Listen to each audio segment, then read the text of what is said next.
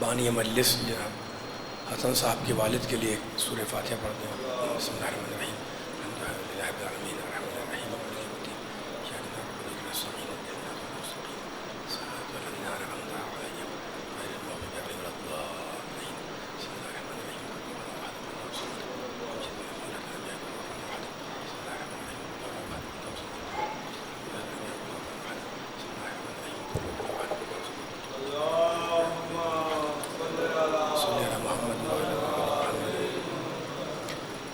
بلند ترین صلوات پڑھیں محمد وآل محمد. اللہم صلی علی محمد. اعوذ باللہ السمیع العلیم من الشیطان اللعین الرجیم. بسم اللہ الرحمن الرحیم. الحمد للہ الذی ذکرہ شرف للذاکرین وشکرہ فوز للشاکرین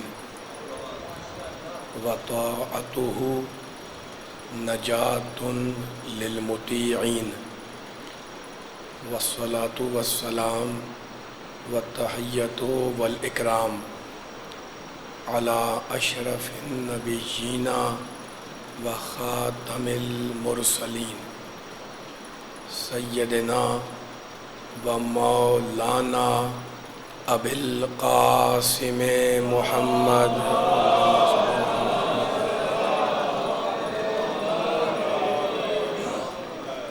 و اہل بیتہ الطیبین الطاہرین المعصومین المظلومین. اما بعد فقد قال اللہ سبحانہ وتعالی فی محکم کتابہ المبین. بسم اللہ الرحمن الرحیم. من اہتدی فإنما یہتدی لنفسہ ومن ضل فإنما یضل علیہا ولا تزر وازرۃ وزر اخری. صلوات. اللہم صلی علی محمد وآل محمد.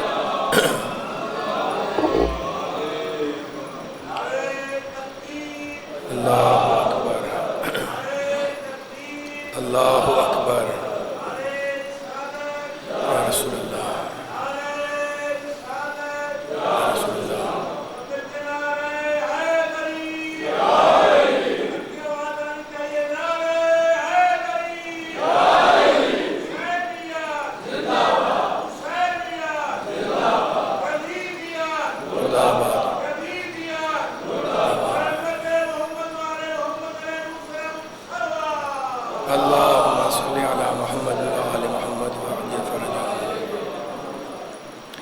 سامعین کرام، حضرات گرامی قدر، پروردگار عالم قرآن پاک میں ارشاد فرما رہا ہے کہ جو بھی ہدایت پاتا ہے اس کا فائدہ خود ہدایت پانے والے کو ملتا ہے، اور جو گمراہ ہو جائے اس کا نقصان گمراہ ہونے والے کو پہنچتا ہے. کوئی بوجھ اٹھانے والا کسی کا بوجھ نہیں اٹھائے گا. اور اللہ نے فیصلہ سنایا کہ وما کننا معذبین حتی نبعث رسولا. ہم نے کسی علاقے کسی گروہ میں عذاب نازل نہیں کیا جب تک کہ وہاں اپنا رسول یا نمائندہ نہیں بھیجا. عزیزوں، پروردگار نے کوئی زمانہ، کوئی دور، کوئی پیریڈ، کوئی عہد، کوئی وقت، کوئی گھڑی، کوئی سال، کوئی مہینہ ایسا نہیں چھوڑا جب ہدایت لینے والے ہوں اور ہدایت دینے والا نہ ہو. ہر زمانے میں، ہر دور میں، ہر پیریڈ میں پروردگار نے ہدایت کی ذمہ داری لی. میں بار بار یہ آیت قرآن کی پڑھتا ہوں، سورہ مبارکہ واللیل کی 12ویں اور 13ویں آیت. بسم اللہ الرحمن الرحیم. انا علینا للہدی و انا لنا للآخرۃ والاولی، سنو انسانوں، ہدایت کی ساری ذمہ داری اللہ کے اوپر ہے۔ انا علینا للہدیٰ، جا کے آیت چیک کریں، سورہ مبارکہ اللیل 12ویں 13ویں آیت، ہدایت کی ساری ذمہ داری ہمارے اوپر ہے، اللہ کہہ رہا ہے۔ وَإِنَّ لَنَا لَلْآخِرَةَ وَالْأُولَىٰ، اور دنیا اور آخرت کے سارے اختیارات ہمارے ہی قبضے میں ہیں، ہمارے ہی کنٹرول میں ہیں۔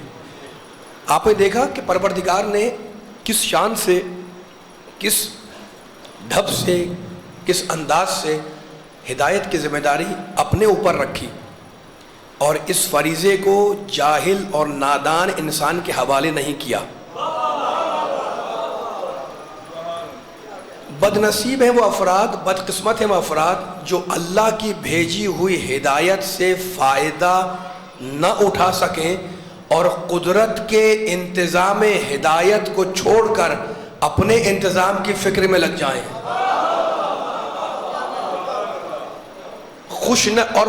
یہ بد نصیب افراد ہیں، بد قسمت افراد ہیں جو الہی ہدایت سے فائدہ نہ اٹھائیں، اور اب خوش نصیب ہیں اور خوش قسمت ہیں وہ افراد جو منزل تسلیم و رضا پر چلتے ہوئے اپنے اختیار حیات کو مالک کائنات کے حوالے کر کے سراپا انا للہ کی تصویر بن جاتے ہیں۔ میرے اللہ نے، رب کائنات نے، پروردگار عالم نے، خالق ارض و سما نے، ارحم الراحمین نے، اکرم الاکرمین نے، اجود الاجودین نے، ابصر الناظرین نے، اسماع السامعین نے ہدایت کی ذمہ داری اپنے اوپر رکھی کہ ہدایت میں کروں گا، ہے نا۔ لیکن ذرا دنیا والوں کا مزاج دیکھیں، جیسے جیسے دنیا نے ترقی کی اور جیسے جیسے دنیا نے کائنات کی توانائیوں کو مسخر کرنا شروع کیا، اس دن سے ذہن انسانی میں یہ فکر اور یہ خیال راسخ ہونے لگا کہ اب ہمیں کسی غیبی سہارے کی کوئی ضرورت نہیں ہے، نعوذ باللہ من ذالک، ہمیں کسی خدا کی کوئی ضرورت نہیں ہے۔ ہم نے، یہ دنیا والے کہتے ہیں، ہم نے اپنی شعور، اپنی عقل، اپنی دانش اور اپنے علم سے کائنات کی ان طاقتوں کو مسخر کر لیا ہے جن سے ہم اپنی زندگی بخیر و خوبی گزار سکتے ہیں، ہے نا۔ یہ دنیا والوں کا نظریہ کہ ہمیں کسی غیبی سہارے کی، کسی اللہ کی، کسی خدا کی کوئی حاجت نہیں، کوئی ضرورت نہیں، ہم نے اپنے علم سے، اپنی توانائی سے، اپنی عقل سے، اپنی دانش سے، ہم نے ان اپنی زیرکی سے، زرنگی سے ان طاقتوں کو حاصل کر لیا ہے جن کے ذریعے ہم انسان کی اپنی زندگی بخیر و خوبی گزار سکتے ہیں۔ اچھا بھائی، سوال یہ نہیں ہے، سوال یہ ہے کہ کیا زندگی فقط یہی ہے جو ہم گزار رہے ہیں؟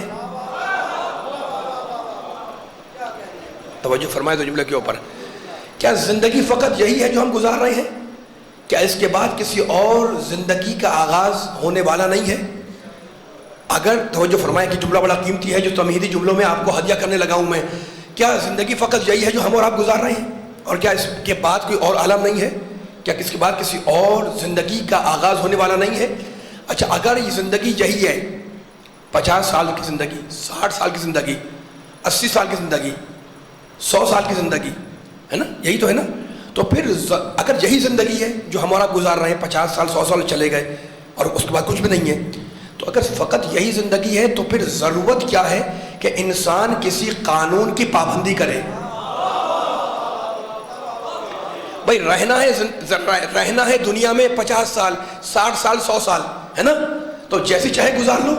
اب نہ تعلیم کی ضرورت، نہ تہذیب کی ضرورت، نہ تمدن کی ضرورت، نہ فنون کی ضرورت، نہ عقل کی ضرورت، نہ کسی قانون کی پابندی کرنے کی ضرورت۔ رہنا ہے دنیا میں 50 سال 100 سال تو جیسے چاہے گزار لو۔ لیکن دیکھیں اس کے باوجود انسان قانون کی پابندی کر رہا ہے، انسان علم حاصل کر رہا ہے، توجہ فرمائیں، علم انسان حاصل کر رہا ہے، انسان تہذیب سیکھ رہا ہے، انسان معاشرے میں ایک اچھا سماجی اور اچھی شخصیت والا بن کر رہنا چاہتا ہے، پسند کرتا ہے، انسان اپنے بچوں کو اچھے اسکولز میں داخل بھی کروا رہا ہے، تو اگر زندگی یہی ہے تو پھر نہ کسی تہذیب کی ضرورت، نہ تمدن کی ضرورت، نہ تعلیم کی ضرورت، نہ فنون کی ضرورت، جیسے چاہو گزار لو. لیکن نہیں، انسان تعلیم سیکھ رہا ہے، بچوں کو اچھے اسکول میں داخل کروا رہا ہے. اس کا مطلب یہ ہے کہ انسان کا شعور یہ بول رہا ہے کہ زندگی قبر پر ختم نہیں ہوتی، قبر سے شروع ہوتی ہے. سلامت رہے آپ مولا بات کیا. اللہ اکبر یا رسول اللہ.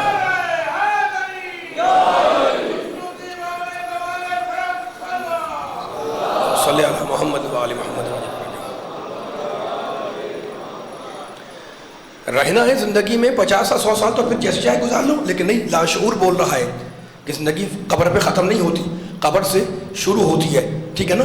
قرآن مجید نے کہا، دیکھو اب یہ دنیا والوں کا نظریہ کہ ہمیں کسی خدا کی ضرورت نہیں، کسی اللہ کی ضرورت نہیں، کسی غیبی سہارے کی ضرورت نہیں، جیسے چاہو زندگی گزارو، ہمارے پاس علم ہے، ہمارے پاس شعور ہے، ہمارے پاس عقل ہے. ٹھیک ہے نا. لیکن اب اسلام کا نظریہ دیکھیں. اسلام سورہ قصص میں کہتا ہے، اللہ بول رہا ہے لا تنسا نصیبک من الدنیا. اللہ کہہ رہا ہے کہ ہم نے دنیا میں جو تمہارا، اللہ بول رہا ہے ہم نے دنیا میں جو تمہارا حصہ رکھا ہے اسے فراموش نہ کرنا. لا تنسا نصیبک من الدنیا. ہم نے دنیا میں یہ تمہارا حصہ رکھا ہے، جو تمہارا نصیب رکھا ہے، لا تنسا، اسے چھوڑو مت، اسے فراموش نہ کرنا. ہے نا. تو دنیا کو استعمال کرو، دنیا کو استعمال کرو، پوری طاقت سے دنیا کو استعمال کرو، کھاؤ کماؤ، اللہ منع تھوڑی کر رہا ہے. ٹھیک ہے نا. تو یہ قرآن کی آواز، توجہ فرمائیں، یہ قرآن کی آواز. کیا آواز ہے قرآن کی؟ کہ لا تنسا نصیبک من الدنیا. ہم نے دنیا میں جو تمہارا حصہ رکھا ہے، نصیب رکھا ہے، اسے فراموش نہ کرنا، اسے استعمال کرو، اسے استعمال کرو. ٹھیک ہے نا. یہ قرآن کی آواز. اور اب کوفے کے منبر سے میرے مولا علی کی آواز. دیکھو اسلام، میں کل بھی آپ کے سامنے عرض کر رہا تھا، پچھلی 5 تقریروں میں میرا کہنے کا مقصد حاصل یہ تھا کہ اسلام دین اور دنیا میں توازن کا نام ہے نا. قرآن کہتا ہے کہ اپنا حصہ جو ہمیں تمہارا رکھا ہے دنیا میں اسے فراموش نہ کرنا، اسے بھولنا نہیں. یہ قرآن کی آواز.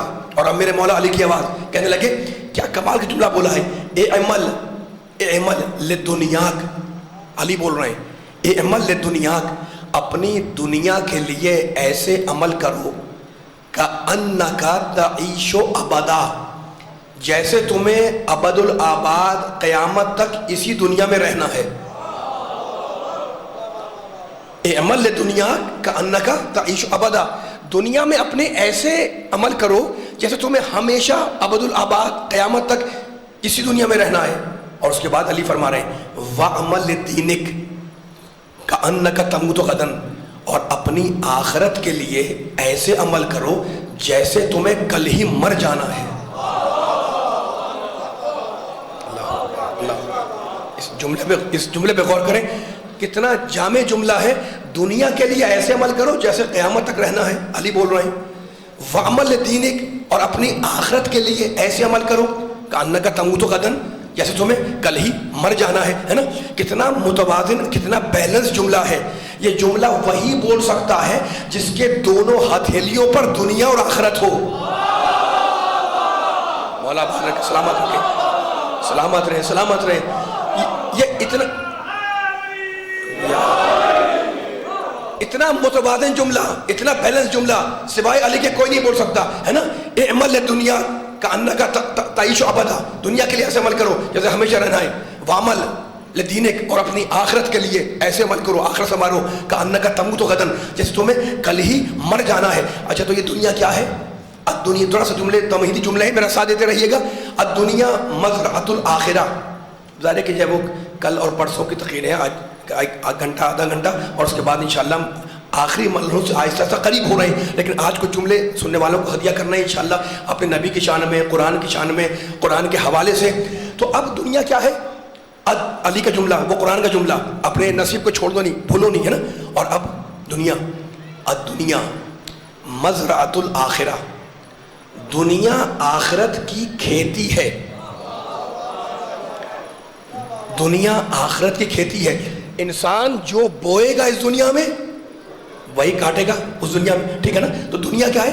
آخرت کی کھیتی ہے نا.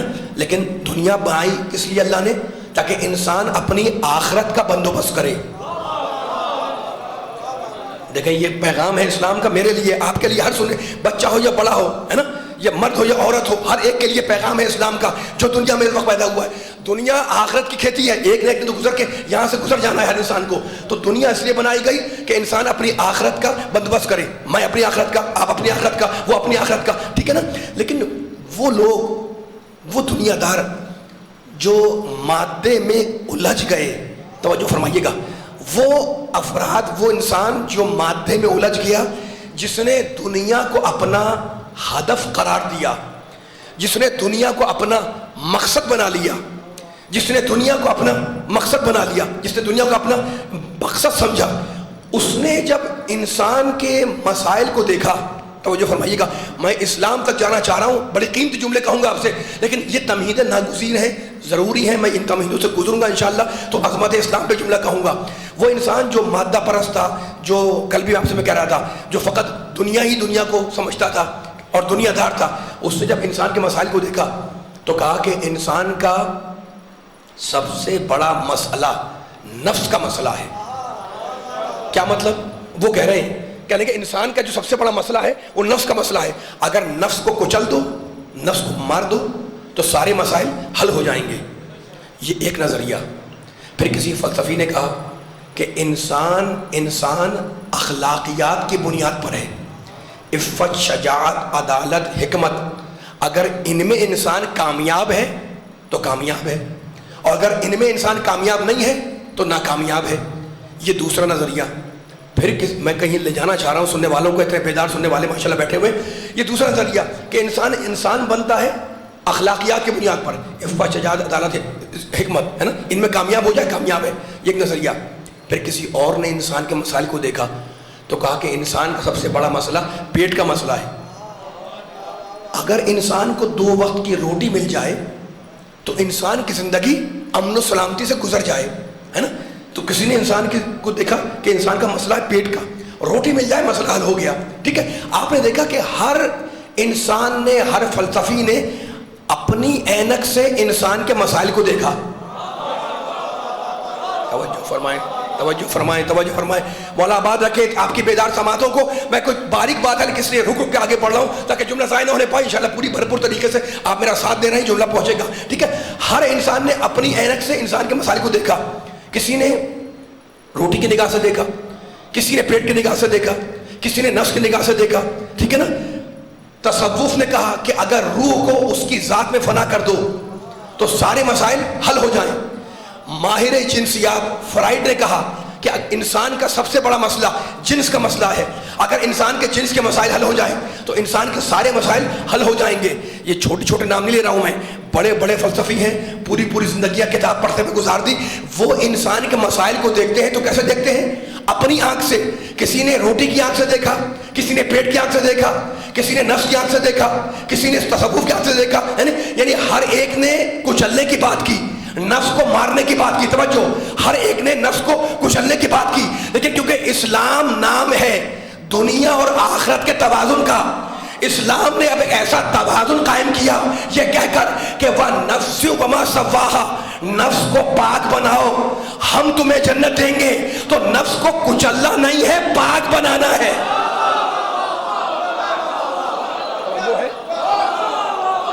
توجہ ہے,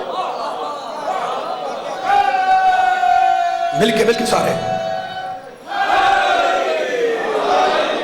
اس سے بھی بلند صلوات پڑھیں محمد والے محمد پر. صلی اللہ محمد والے محمد. وَالنَّفْسِ وَمَا سَوَّاهَا, بات پہنچ رہی سننے والوں تک. یہ تمہیدیں ایک ایک جملہ قیمتی ہے جو آپ قیمتی سماعتوں کو ہدیہ کر رہا ہوں میں آج چھٹی مجلس کے اندر. وَالنَّفْسِ وَمَا سَوَّاهَا, وہ کہتا ہے کہ پیٹ کا مسئلہ حل کرو, کوئی کہتا ہے جنس کا مسئلہ حل کرو, کوئی کہتا ہے نفس کو کچل دو, کوئی کہتا ہے کہ جب وہ روح کو فنا کر دو اس کی ذات میں مسائل حل ہو جائیں گے. تو ہر ایک نے اپنی اینک سے دیکھا, ہے نا, ہر ایک نے اپنی اینک سے دیکھا اسلام کے مسائل کو. اسلام نام ہے دین اور دنیا میں توازن کا. اسلام نے کہا وہ نفس وما سواہا, نفس کو کچلنا نہیں ہے, نفس کو پاک بنانا ہے نا. اسلام نے کہا ان نکاح من سنتی، نکاح بری چیز نہیں، سنت رسول ہے. لیکن اسلام کی طاقت، اسلام کے نظریے کی قیمت سمجھے، اور یہی عرض کرنے کے لیے میں آپ کو سامنے حاضر ہوا ہوں. اسلام کہتا ہے نکاح بری چیز نہیں کہ تم جنگلوں میں چلے جاؤ نکاح چھوڑ دو، نہیں. اسلام کہتا ہے نکاح سنت رسول ہے، رسول کی سنت ہے. اسلام کہتا ہے، اب توازن دیکھیں دنیا میں اور دین میں. اسلام کہتا ہے القاسب حبیب اللہ، کسب معاش کرنے والا اللہ کا محبوب ہے. توجہ فرمائیں، مل کے ساتھ ساتھ چلے. القاسب حبیب اللہ، کسب معاش کرنے والا اللہ کا محبوب ہے. ٹھیک ہے نا. تو آپ نے دیکھا کہ اسلام انسانی جذبوں کو کچلنے کا نام نہیں ہے. اسلام انسانی جذبوں کو تسلی دیتا ہوا چلا کہ القاسب حبیب اللہ، کسب معاش کرنے والا اللہ کا محبوب ہے. ٹھیک ہے نا. تو اسلام کا پیغام کیا ہے کہ نفس کو کچلنا نہیں ہے، نفس کو کنٹرول کرنا ہے، جذبوں کو کنٹرول میں رکھو. تو مالک جذبوں کو کنٹرول میں کیسے رکھے؟ کہا جذبوں کو کنٹرول میں رکھنے کا آسان طریقہ یہ ہے کہ کچھ کو قریب کرو، کچھ کو ڈھکیل دو. ماشاءاللہ ماشاءاللہ، سلامت رہے سلامت رہے. اگر میرا ساتھ دے رہے تو مل کے سارے آ جائیں. اسلام کہتا ہے نفس کو کچلنا نہیں ہے، نفس کو تزکیہ کرنا ہے، نفس کو پاک بنانا ہے. سورہ جمعہ کی آیت یاد ہے؟ آج تو جمعے کا دن تھا نا. کیا آیت ہے؟ یتلو علیہم آیاتہ ویزکیہم. ہم نے محمد کو بھیجا کہ وہ تزکیہ نفس کرے. ٹھیک ہے نا. اور اس آیت میں کیا کہا؟ نفس کو کچلنا نہیں ہے، نفس کو پاک بنانا ہے. قد افلح من زکاہا، جس نے نفس کو پاک بنایا وہ کامیاب ہو گیا. مالک کیا کرے؟ کہا جذبوں کو کچلنا نہیں ہے، جذبوں کو پاک بناؤ، جذبوں کو کنٹرول میں رکھو. مالک کنٹرول میں کیسے رکھے؟ کہا کنٹرول میں رکھنے کا آسان فارمولا، توجہ نوجوانوں، آسان فارمولا یہ ہے کہ کچھ کو قریب کرو، کچھ کو ڈھکیل دو، ہے نا. کچھ کو سینے سے لگاؤ. اللہ آباد رکھے، سلامت رہے. نبی کے چاہنے والے ہیں. میں اپنے نبی کی شان میں ایک جملہ کہنے لگا ہوں. آپ کا تعاون درکار ہے، پورا ساتھ دینے کا میرا. ایک نوجوان بزرگ بچے ان کی اذہان کو، ان کی ذہنیتوں کو، ایک ان کے افکار کو، ان کی فکر کو ایک مرکز پہ لے کے آ جاؤں تو بیان آگے چلا جائے، ہے نا. آسان طریقہ کیا ہے نفس کو کنٹرول میں رکھنے کا، جذبوں کو کنٹرول میں رکھنے کا؟ اسلام نام ہے جذبوں کی درستگی کا. تو جذبوں کو کنٹرول میں رکھنے کا طریقہ یہ ہے کہ کچھ کو قریب کرو، کچھ کو دور ہٹا دو. میں لفظوں کو آسان کر دوں نوجوانوں کے لیے. کچھ سے محبت کرو. مولا ماشاءاللہ ماشاءاللہ. کچھ سے محبت کرو، کچھ سے نفرت کرو، ہے نا. محبت یعنی جذب، توجہ فرمائے. محبت یعنی جذب یعنی کھینچو، نفرت یعنی دفع یعنی ڈھکیلو، ہے نا. یعنی سارے نظام کی دنیا کے جتنے نظام ہیں ان کی بقا، ان کی درستگی فقط دو جملوں پر ہے. سارے عقیدوں کی درستگی دو جملوں کے اوپر ہے نا. کہ جذب اور دفع. جذب کے معنی کھینچو، دفع کے معنی ڈھکیلو. سارے نظام کی درستگی دو لفظوں پر ہے کہ کچھ سے محبت کرو، کچھ سے نفرت کرو. محبت کرو یعنی قریب کرو، نفرت کرو یعنی دور کر دو. میں مثال کر دوں. یہ سورج جسے ہم دیکھتے ہیں روزانہ اپنے پورے نظام شمسی کے ساتھ جا رہا ہے. رکا تو نہیں ہے نا، جا رہا ہے. اور اکیلا نہیں جا رہا، پورا نظام شمسی سیارے ہیں جو اس کے ساتھ جا رہے ہیں. زمین، عطارد، مشتری، زہرہ، یہ سارا نظام شمسی اس ساتھ چل رہا ہے، سورج کو لے کے جا رہا ہے. تو اگر سورج سب سے محبت کرے، پوری محبت کر کے ہر ایک کو سمٹا لے تو سارے ٹکرا کر تباہ ہو جائیں. اللہ اکبر اللہ اکبر. توجہ فرمائے. میں کوئی جملہ کہنے لگا ہوں. میں یہ جملہ پھر سنیں، بڑی کام کی مثال ہے جو ہمیشہ یاد رہے گی. کچھ سے محبت کرو، کچھ سے نفرت کرو. محبت یعنی جذب یعنی کھینچو، نفرت یعنی دفع یعنی ڈھکیل دو، دور کر دو. صاحبان فکر بیٹھے ہوئے، اب مجھے تکرار کرنے کی ضرورت نہیں ہے. ٹھیک ہے نا. سورج جا رہا ہے پورے نظام شمسی کے ساتھ. تو اگر سب سے محبت کرے، پوری محبت کرے، ہر ایک کو سینے سے لگا لے تو یہ زمین، یہ عطارد، یہ مشتری، یہ زہرہ، یہ مشتری، یہ سارے سیارے ٹکرا کے تباہ ہو جائیں. تو اگر سب کو سینے سے لگائے پورا تو سب ٹکرا کے تباہ ہو جائیں. اور اگر پوری نفرت کر کے ڈھکیل دے تو سارے فضاؤں میں گم ہو جائیں. اللہ اکبر اللہ اکبر اللہ اکبر. توجہ فرمائے جملے کے اوپر. یہ جملہ بڑا قیمتی ہے. پھر سنیں ایک مرتبہ. اگر سورج سارے نظام شمسی کے ساتھ جا رہا ہے، اگر سارے سیارے کو، چاہے زمین ہو، چاہے مریخ ہو، چاہے عطارد ہو، چاہے مشتری ہو، چاہے زحل ہو، چاہے زہرہ ہو، اگر سب کو سینے سے لگائے، پوری محبت کرے، ہے نا، تو سارے ٹکرا کر تباہ ہو جائے. اور اگر پوری نفرت کر کے ڈھکیل دے تو سارے فضاؤں میں گم ہو جائے. کوئی ادھر کے جائے، کوئی ادھر جائے، کوئی ادھر جائے. تو نفرت کو بھی حد میں رکھا، محبت کو بھی حد میں رکھا. اور آباد رکھے، سلامت رہے، سلامت رہے، سلامت رہے، مولا آپ کے ہاتھوں کو سلامت رکھے۔ یہی پیغام تھا اسلام کا جو دینے کے لیے سننے والوں کی لیے میں حاضر ہوا ہوں یہاں پر بیان کرنے کے لیے، ٹھیک ہے نا۔ تو جذب کے معنی کھینچو، دف کے معنی ڈھکیلو، جذب یعنی محبت، دف یعنی نفرت، ٹھیک ہے نا۔ اب ایک جملہ کہنے لگا ہوئے ہیں، نبی کے چاہنے والے بیٹھے ہوئے، سورج پورے نظام شمسی کے ساتھ جا رہا ہے، اور اسلام کا مطالبہ یہ ہے کہ اپنے جذبوں کو کنٹرول میں رکھو، اور کنٹرول میں رکھنے کا طریقہ یہ ہے کہ کچھ سے محبت کرو، کچھ سے نفرت کرو۔ اب میں ہاتھ جوڑ کے پوچھوں نبی کے چاہنے والوں کے سامنے، اپنے پروردگار سے، ارحم الراحمین سے، اکرم الاکرمین سے، اجود الودین سے، کہ پروردگار تو نے بتلا دیا کہ کچھ سے محبت کرو، کچھ سے نفرت کرو، تو سورج میں تو تیری دی ہوئی طاقت ہے نا، سورج میں تو تیری دی ہوئی طاقت ہے، سورج میں جذب بھی ہے، سورج میں دفع بھی ہے، سورج میں قریب کرنا بھی ہے، سورج میں ڈھکیلنا بھی ہے، تو مالک سورج کی حد تک تو تیری دی ہوئی طاقت ہے۔ اب ہم کیا کریں؟ کہا کردار محمد پر نظر رکھو، جسے سینے سے لگائے اسے سینے سے لگاؤ، جسے گھر سے نکالے اسے نکال دو۔ مولا بارک توجہ ہے، مولا بارک نعرے حیدری، میرا محبت مل کے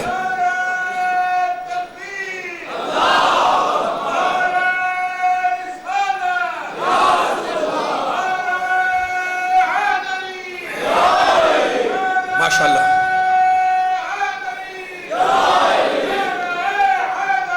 یا علی یا علی مدد، وہ جو ہے بیلنس کا نام ہے، صلی علی محمد علی محمد۔ عظمت مصطفیٰ پہ بلند ترین صلوات پڑھیں مل کر، صلی علی محمد علی محمد، یہ بیلنس کا نام ہے، وہ جو ہے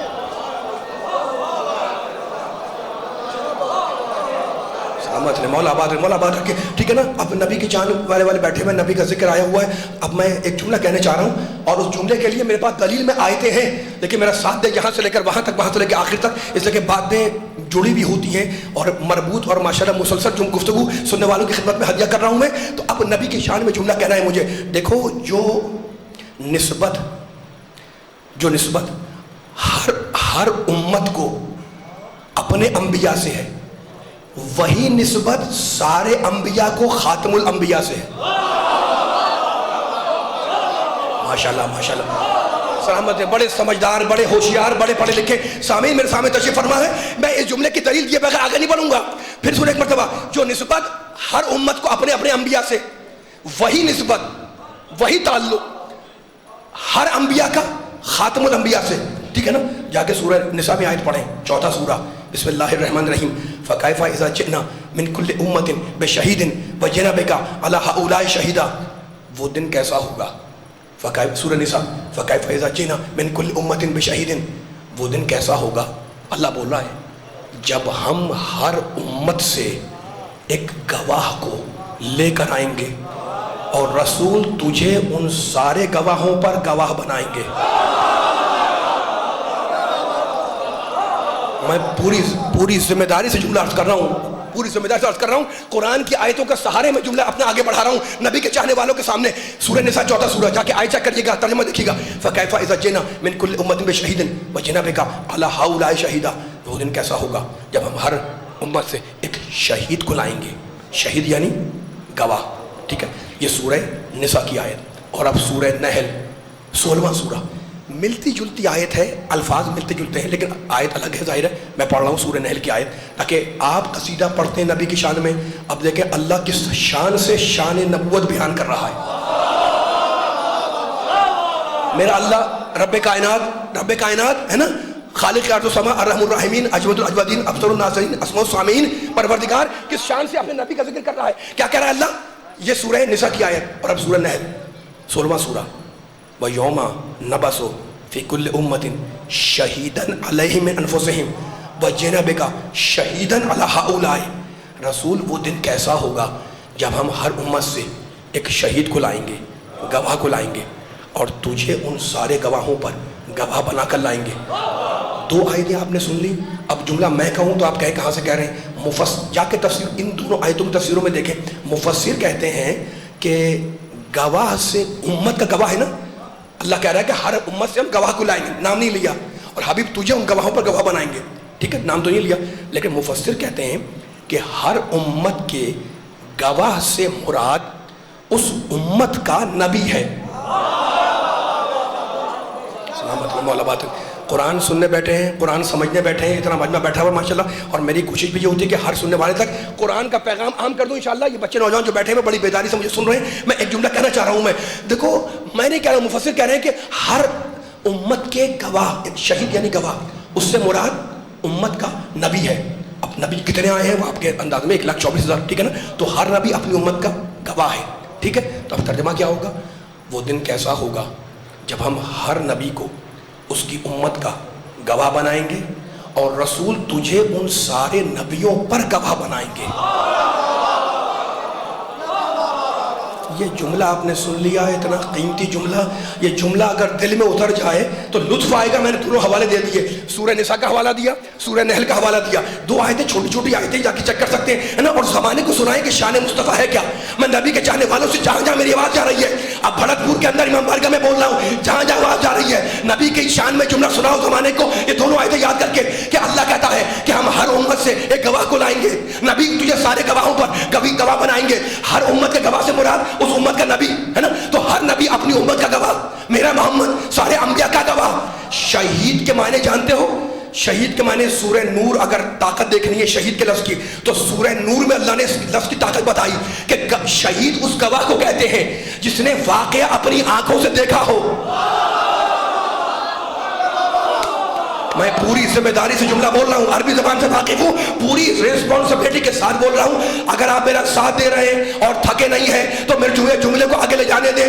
شہید اس گواہ کو کہتے ہیں، سورہ نور کے اندر ہے کہ اگر کوئی کسی کو عمل بد کرتا ہوا دیکھے نعوذ باللہ، تو اگر وہ شہید ہے یعنی اس عمل کو اپنی آنکھوں سے دیکھا ہو تب وہ شہید بنے گا، ورنہ گواہ نہیں بنے گا۔ تو شہید کسے کہتے ہیں؟ اس گواہ کو جو عمل کو اپنی آنکھوں سے دیکھ رہا ہو۔ کیا کہا قرآن نے؟ قرآن نے کہا کہ ہر نبی اپنی امت کا شہید، میرا محمد ان سارے شہیدوں کا شہید۔ تو ماننا پڑے گا کہ آدم آئے محمد دیکھ رہا تھا۔ سلامت ہے، سلامت ہے۔ میں اس سے بڑا جملہ کہنے لگا ہوں، اگر سارے میرے ساتھ پیچھے دائیں بائیں بیٹھے ہوئے تو فیصلہ ہوگا انشاءاللہ۔ ہر نبی اپنی امت کا گواہ، میرا محمد ان سارے گواہوں کا گواہ، لیکن خالی گواہ نہیں، شہید ہے۔ شہید اس گواہ کو کہتے ہیں جو گواہی اپنی آنکھ سے دیکھ کے دے رہا ہو، ہے نا۔ تو آدم آئے محمد دیکھ رہا تھا، نوح آئے محمد دیکھ رہا تھا، ابراہیم آئے محمد دیکھ رہا تھا، موسیٰ آئے محمد دیکھ رہا تھا۔ وہ حدیث تو آپ کے ذہنوں میں گونج رہی ہوگی، کنت نبیًا وآدم بین الماء والطین، میں اس وقت بھی نبی تھا کہ ابھی آدم کا پتلا، ابھی قیامت برپا ہوگی انشاءاللہ۔ جو میں رزلٹ دے رہا ہوں ان آیتوں کو پڑھ کر کوئی رد کر سکتا ہے تو رد کر دے۔ کنت نبیًا وآدم بین الماء والطین، میں اس وقت بھی، لفظوں کو تلاش کر رہا ہوں آپ کی بیداری کے لیے، کنت نبیًا وآدم بین الماء والطین، میں اس وقت بھی نبی تھا۔ وہ آدم بین الماء والطین، کہ ابھی آدم کا پتلا آب و گل کے درمیان تھا، آدم آب و گل کے درمیان ہے اور میں اس وقت نبی تھا، ہے نا۔ تو ضرورت تھی کہ محمد سارے نبیوں سے پہلے ہو تاکہ جتنے بھی آئیں وہ محمد کے زیر نظر رہیں۔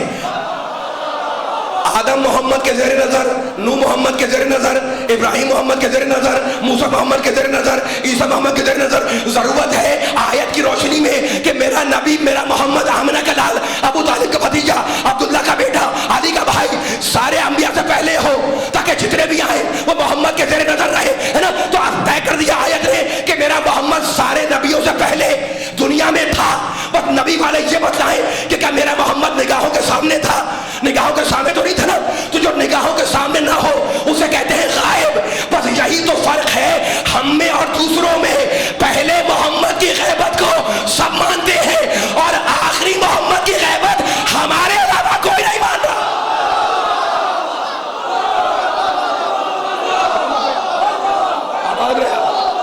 سلامت ہے، ہمارے اللہ کوئی نہیں مانتا۔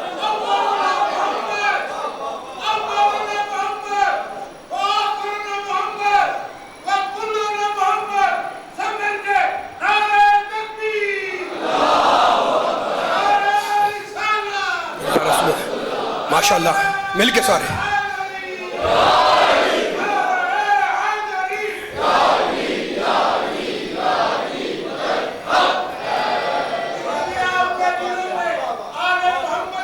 پہلے ماشاء اللہ.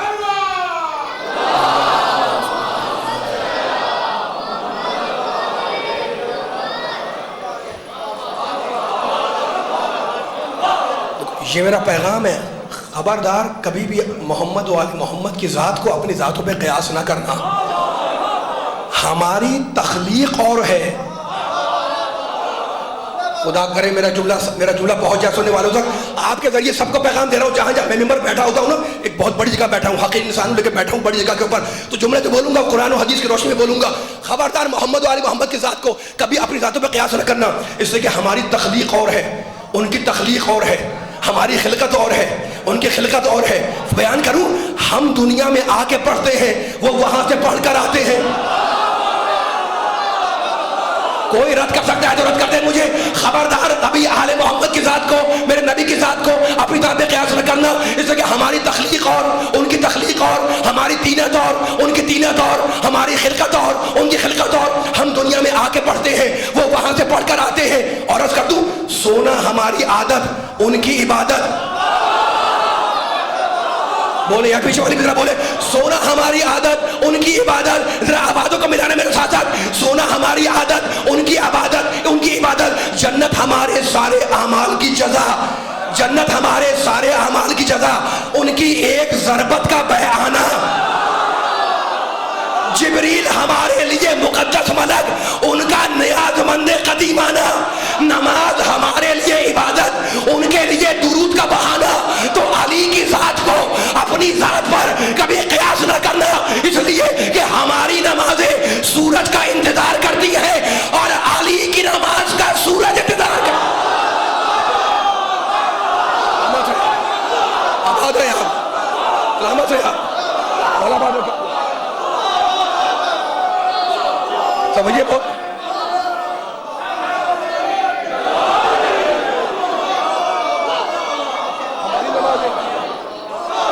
سلامت رہے آپ.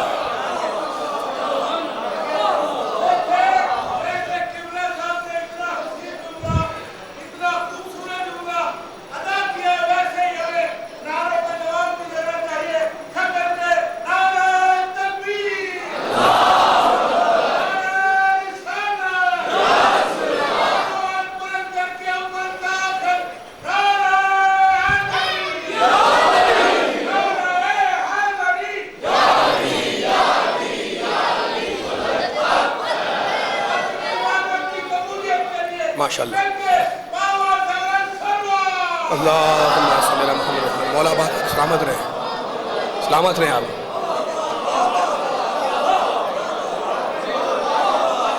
اب آپ کے ذہن ملے ہوئے ہیں. تھوڑی سی دقیق بات کر رہا ہوں میں آپ سے، پھر آپ ساتھ دیتے میرا. یہ جملہ والا دقیق ہے نا. الفاظ کی کمی، الفاظ کی کمی، الفاظ کی کوتاہی. ممکن ہے کہ میرے بیان کو واضح نہ کر سکے، لیکن مجھے یقین ہے انشاءاللہ کہ اس مجمع کا حسن سماعت میرے کہے ہوئے الفاظ کو خود ٹھیک کر لے گا، ہے نا. اچھا، تو اب ذکر آ گیا تھا تخلیق کا. میں بولتے رہنا ہے، خاموش نہیں بیٹھنا ہے. جب خاموش ہو جائیں گے تو میں بھی خاموش ہو جاؤں گا.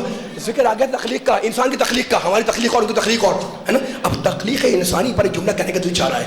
دیکھو، انسان جب پیدا ہوا تو اللہ نے غسل ولادت کو مستحب بنا کر بتایا کہ یہ نجس نہیں ہے.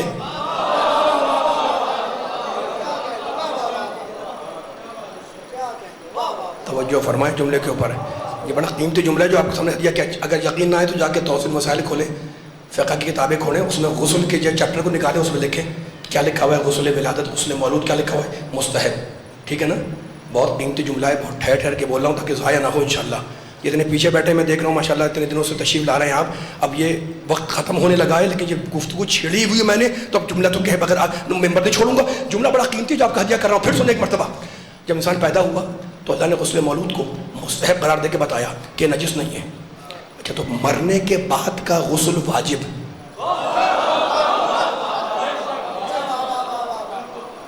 ولادت کے پیدائش کے وقت کا غسل مستحب.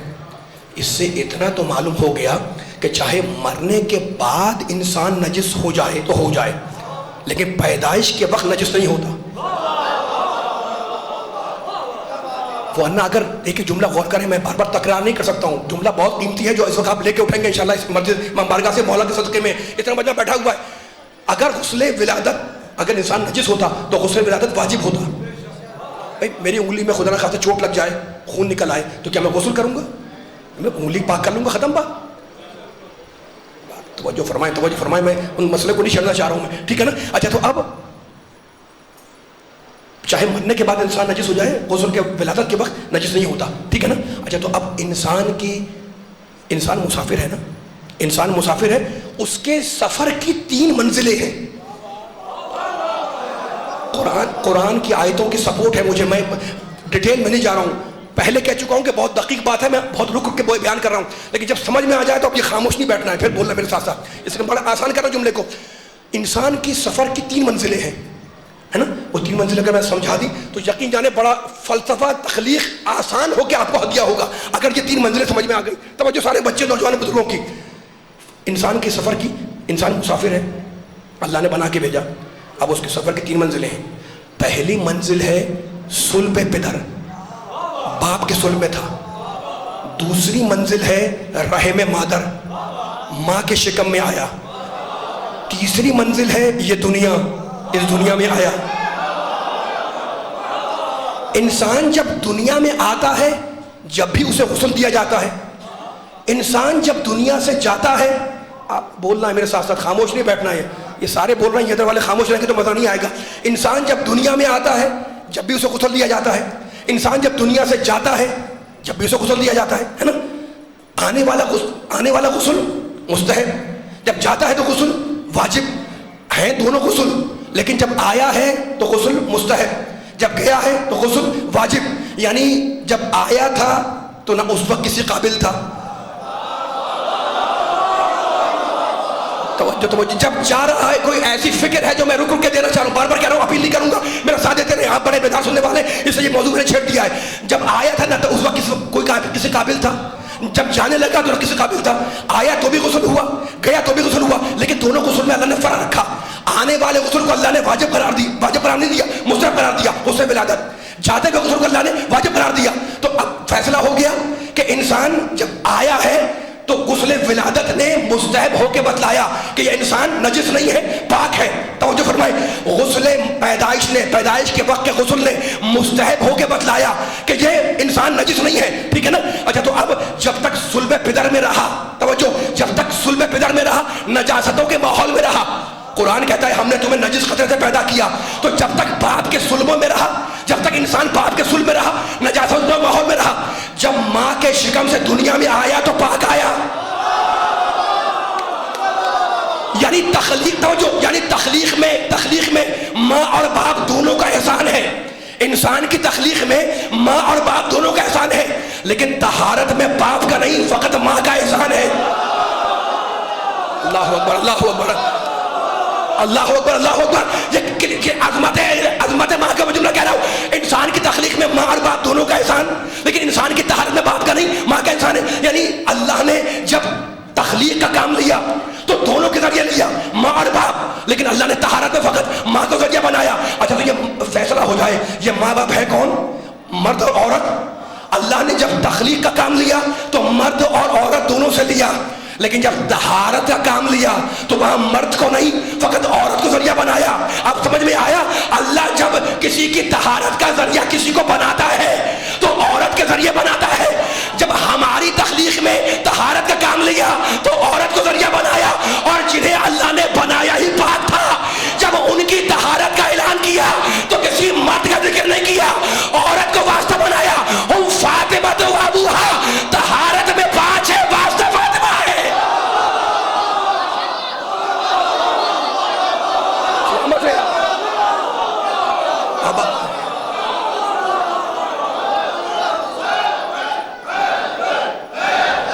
مل کے بولا کریں، سارے بولے ایسے نہیں.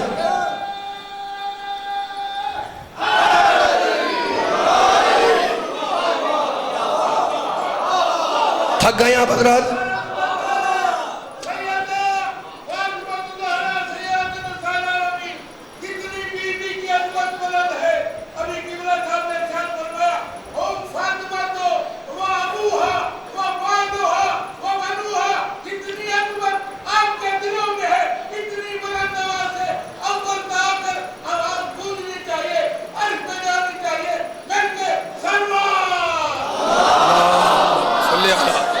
محمد و آل محمد.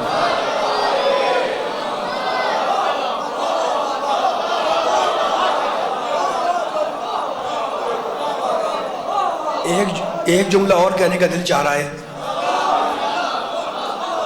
ذرا. میں اب جو نہیں بول سکیں وہ میرے ساتھ آپ بولیں گے.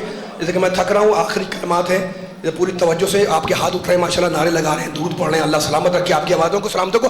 لیکن یہ موضوع ایسے ہیں مشکل جو میں نے آپ کے سامنے آج چھیڑ دیے, اور چھیڑنے بھی تھے اس لیے کہ بڑے بیدار سننے والے بیٹھے ہوئے. اب پھر ایک باریک سی بات ہے تاکہ آپ کے ذہن آمادہ ہیں. انہی جملوں کو الگ نہیں لے جا رہا ہوں, کوئی الگ ٹرننگ پوائنٹ نہیں ہے. انہی جملوں کو ملا کر, انہی جملوں کو مربوط کر کے, انہی جملوں کو مسلسل رکھ کر, یہ جملہ کہہ رہا ہوں تھکان کو دور کر کے, خستگی کو مٹا کر یہ جملہ سنیں, مجھے اجازت دے. اچھا تو اب ایک جملہ سنیں.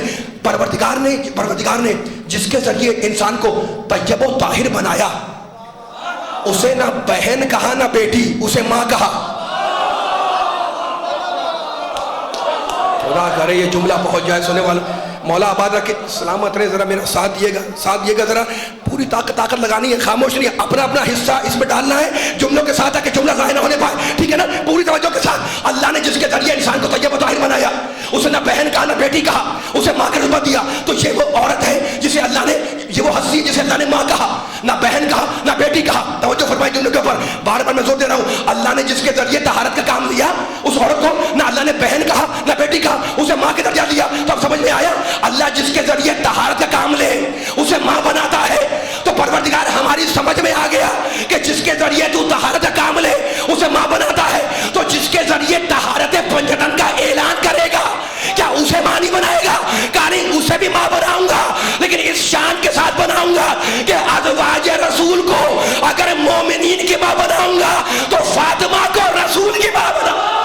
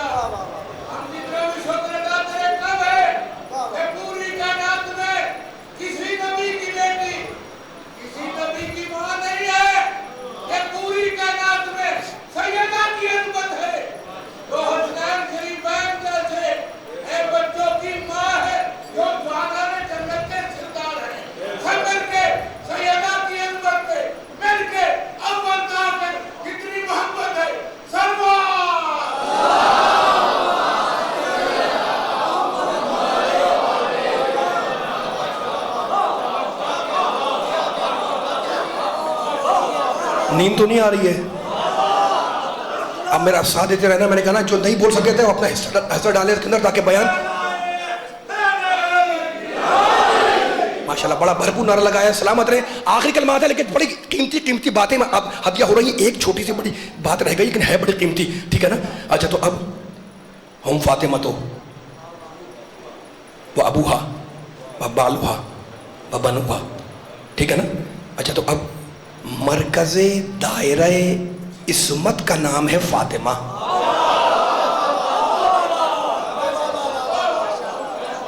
میں ختم کر رہا ہوں جملہ, لیکن ابھی فضائل کا ایک جملہ باقی رہ گیا. آپ اتنی بیداری سے سن رہے ہیں, یہ جملہ سنیں, مجھے اجازت دیں یہاں سے لے کے دروازے تک ماشاءاللہ رہتا ہے مجھ پہ بیٹھا ہوا ہے, یہ جملہ مکمل ہو جائے. یہ جملہ تو آپ نے شہزادی کے لیے سنا ہوگا نا, مرکز دائرہ عصمت, عصمت کے دائرے کا مرکز ہے شہزادی. ٹھیک ہے, مطلب کیا ہے؟ دیکھو آیت تطہیر جب نازل ہوئی, کل بھی کہہ رہا تھا میں, آج بھی کہہ رہا ہوں, آیت تطہیر جب نازل ہوئی تو پنجتن پاک پہلے سے موجود تھے. ٹھیک ہے نا, سب نے پڑھا حدیث قصہ کے اندر, شان نزول میں یہ واقعہ موجود ہے کہ پنجتن پاک چادر کے اندر موجود تھے جب آیت نازل ہوئی. اور 14 معصومین اس آیت میں شامل ہیں, عصمت کبریٰ. ٹھیک ہے, یہ سب کچھ ٹھیک ہے کہ پنجتن پاک بھی تھے, 14 معصومین اس آیت میں شامل ہیں, لیکن آیت تطہیر ہے بنام فاطمہ.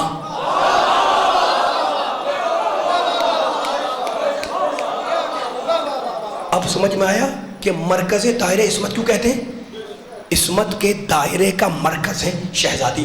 اب بار بار میں جملہ یہ کہہ رہا ہوں, میں اگر میں بچوں کو, نوجوانوں کو ایک مثال دے کر بات کو سمجھا دوں انشاءاللہ تو فضیلت کا, فضائل کا ایک رخ سامنے آئے گا. پھر اب کل گفتگو ہوگی انشاءاللہ, وقت گزر گیا مجھے مصائب پڑھنے, لیکن سنیے گا چھوٹا سا جملہ آ گیا ہے ذہن میں, تو اب یہ جملہ آپ کو ہدیہ کر دوں. ذرا سی باریک بات ہے لیکن بہت مشکل نہیں ہے, آسان کر رہا ہوں میں.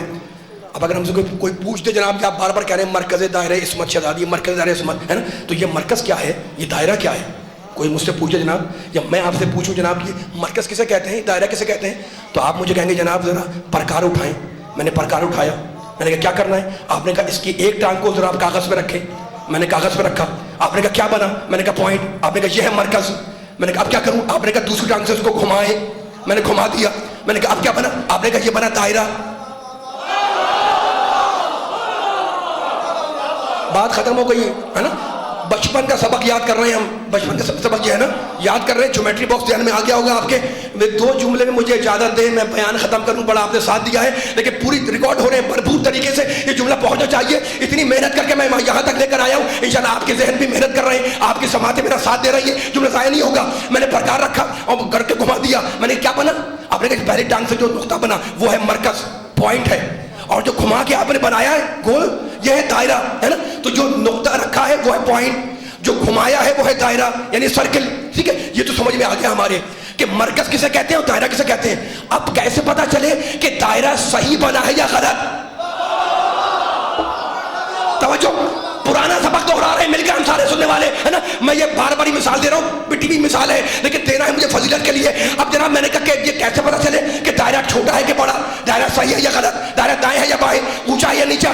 آپ نے کہا کوئی مسئلے کی بات نہیں ہے، دائرہ صحیح ہے یا غلط اس کا فیصلہ بڑا آسان ہے. میں نے کہا وہ کیسے؟ آپ نے کہا مرکز سے دائرے کا فاصلہ ناپ کے دیکھو.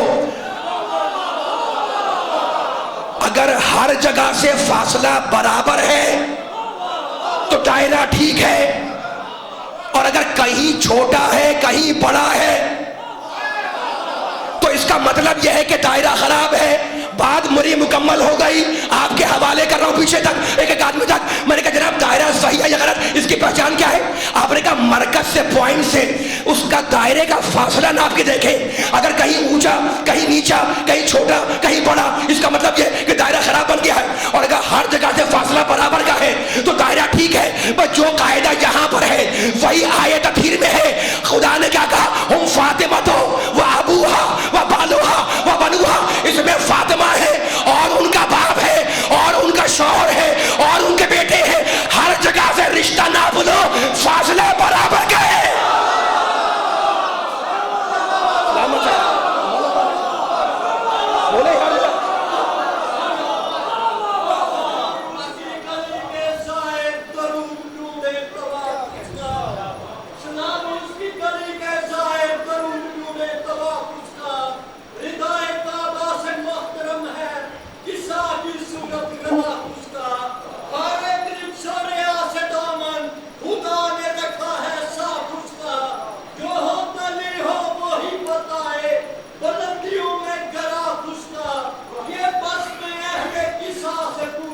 ماشاءاللہ.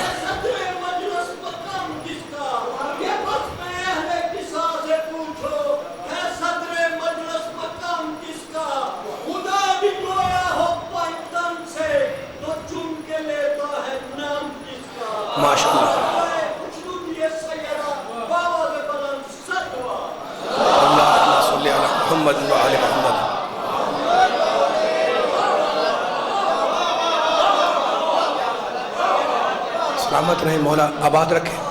بیان میرا ختم ہو گیا، ختم ہو گیا. نوجوان خوش ہو رہے ہیں، گور رہے ہیں ماشاءاللہ سے ہے نا. اب کل انشاءاللہ گفتگو ہوگی. سب سے میں نے اجازت لے لی ہے. مولا سب کو سلامت رکھے.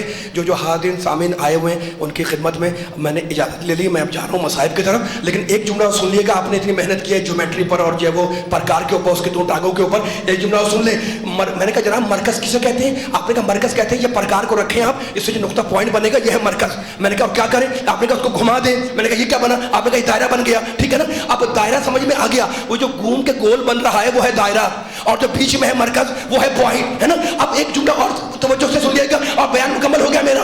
دیکھو دائرے کی کمال یہ ہے، دائرہ جتنا چاہے آپ بڑا بنا لیں اتنا بڑا بنتا چلا جائے گا.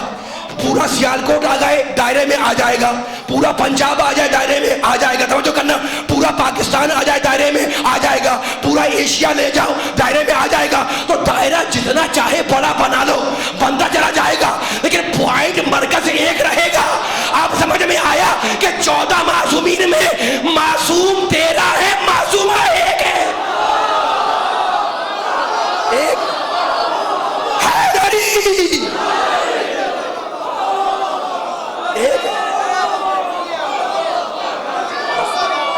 آباد رہے، سلامت رہے، توجہ ہے۔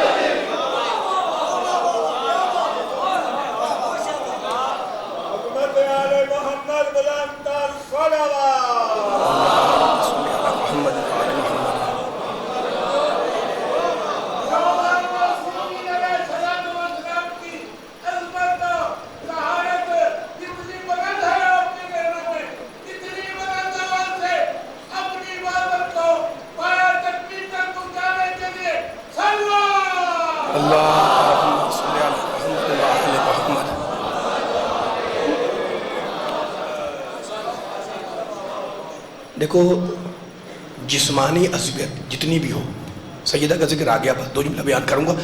جسمانی اذیت جتنی بھی ہو روحانی اذیت سے کم ہوتی ہے۔ یہ جملہ پوری حساسیت کے ساتھ سنیے گا۔ جسمانی اذیت جتنی بھی ہو روحانی اذیت سے کم ہوتی ہے۔ جب کسی کے یہاں کوئی موت ہوتی ہے تو گھر والے چادر بچھاتے ہیں بڑے کمرے میں کہ لوگ تعزیت کے لیے آئیں گے، اور واقعاً لوگ تعزیت کے لیے آتے ہیں۔ میری بیوی نے بھی بعد رسول اپنے گھر میں سفید چادر بچھائی کہ لوگ تعزیت کے لیے آئیں گے۔ شام تک بیٹھی رہیں، کوئی تعزیت کو نہ آیا۔ آپ کی آوازیں بلند ہو گئی۔ دوسرا دن گزر گیا، کوئی تعزیت کو نہ آیا۔ تیسرے دن کچھ قدموں کی چاپ محسوس ہوئی۔ کہا فضا جا کر دیکھ، شاید تعزیت کرنے والے آئے ہیں، دروازہ کھول دے۔ کہا بی بی تعزیت کرنے نہیں آئے، گھر کو جلانے کے لیے آئے۔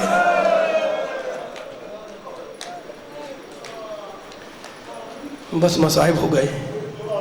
لیکن ہاتھ جوڑ کے جملہ کہوں گا، بی بی نے کہا تھا نا صبت علیہ مصائبن، مجھ پر وہ مصیبتیں پڑیں کہ اگر روشن دنوں پہ پڑتی تو وہ تاریک راتوں میں بدل جاتے ہیں۔ بی بی کائنات کی سب سے بڑی مظلومہ ہے۔ بی بی پہ واقعی ایسی مصیبتیں پڑی کہ اگر وہ دنوں پہ پڑتی تو رات میں بدل جاتے۔ لیکن ہاتھ جوڑ کے کہوں گا کہ بی بی آپ کی جتنی مصیبتیں وہ حجرے کے اندر کی، اور زینب کی ساری مصیبتیں حجرے کے باہر کی۔ بس ہو گئے مصائب۔ کل بیان کر رہا تھا نا کوفے کا واقعہ۔ قافلہ لٹ کے جب مدینے پہنچا، پرسہ دینے والیوں نے بی بی کو پرسہ دیا۔ کسی بوڑھی عورت نے شہزادی سے بڑھ کے پوچھا کہ بی بی یوں تو آپ پر بڑی مصیبتیں آئیں، لیکن بی بی آپ کے لیے سب سے بڑی مصیبت کیا تھی؟ رونے کے لیے بیٹھے ہو نا، ایام اعزا چل رہے ہیں، بس میں ممبر چھوڑ رہا ہوں۔ بی بی آپ پر مصیبتیں تو بڑی آئیں، لیکن بی بی آپ کے لیے سب سے بڑی مصیبت کیا تھی؟ بس یہ سننا تھا کہ شہزادی چیخ مار کے رونے لگی اور کہا سن بوڑھی عورت، ہم آل محمد کے لیے سب سے بڑی مصیبت زندان شام کی مغرب تھی۔ کہا بی بی وہ زندان شام کی مغرب سب سے بڑی مصیبت کیوں تھی؟ کہا بات یہ ہے کہ جیسے ہی سورج ڈوبتا تھا تو وہ بچی جو باپ کے سینے پر سونے کی عادی ہے وہ رونا شروع کرتی تھی اور پکار پکار کے کہتی تھی بابا آ جاؤ، بابا مجھے اپنے سینے پر سلا دو بابا۔ ایسی ہی کسی رات میں، بیٹیوں والوں تم خصوصاً سننا، میں ممبر چھوڑ رہا ہوں، ایسی کسی رات میں اور ایسی کسی لمحے میں شہزادی زینب آرام کر رہی ہے۔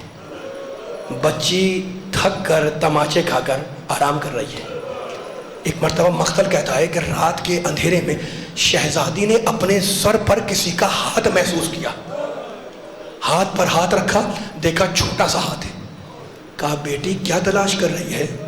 کہا پھوپھی اماں میں اپنے بابا کو تلاش کر رہی ہوں۔ شہزادی اٹھ کے بیٹھ گئی۔ کہا بیٹی تیرا بابا تو مارا گیا؟ کہا نہیں پھوپھی اماں نہیں، میرا بابا ابھی یہی تھا۔ اور پھوپھی اماں میرا بابا اکیلا نہیں تھا، ان کے ساتھ ایک بزرگ تھے، ان کے ساتھ ایک خاتون تھی، اور پھوپھی اماں میرے بابا نے تعارف کرایا تھا کہ یہ تیرے دادا حیدر کرار ہیں اور یہ تیری دادی فاطمہ زہرا ہیں۔ بس مصائب ہو گئے۔